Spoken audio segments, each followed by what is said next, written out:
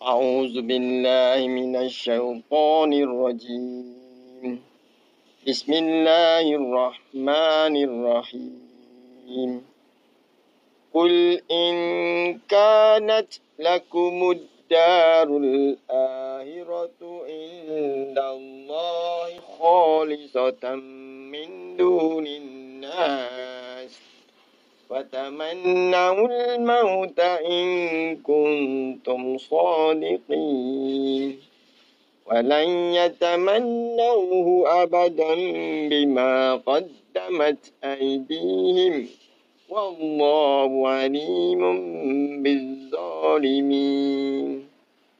ولتجدنهم أحرص الناس على حياة ومن الذين أشركوا يود أحدهم لو يؤمر 1000 سنة وما هو بمزحزحه من العذاب أن يؤمر والله بصير بما يعملون.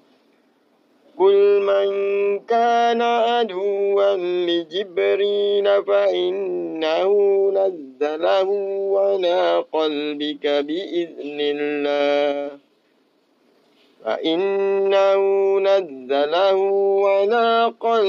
بإذن الله مصدقا لما بين يديه وهدى وبشرى للمؤمنين.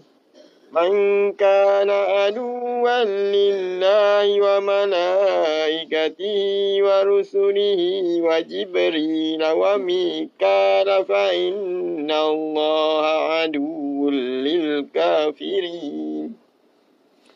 ولقد أنزلنا إليك آيات بينات وما يكفر بها إلا الفاسقون. أوكلما عاهدوا عهدا نبذه فريق منهم بل أكثرهم لا يؤمنون. ولما جاءهم رسول من عند الله مصدق لما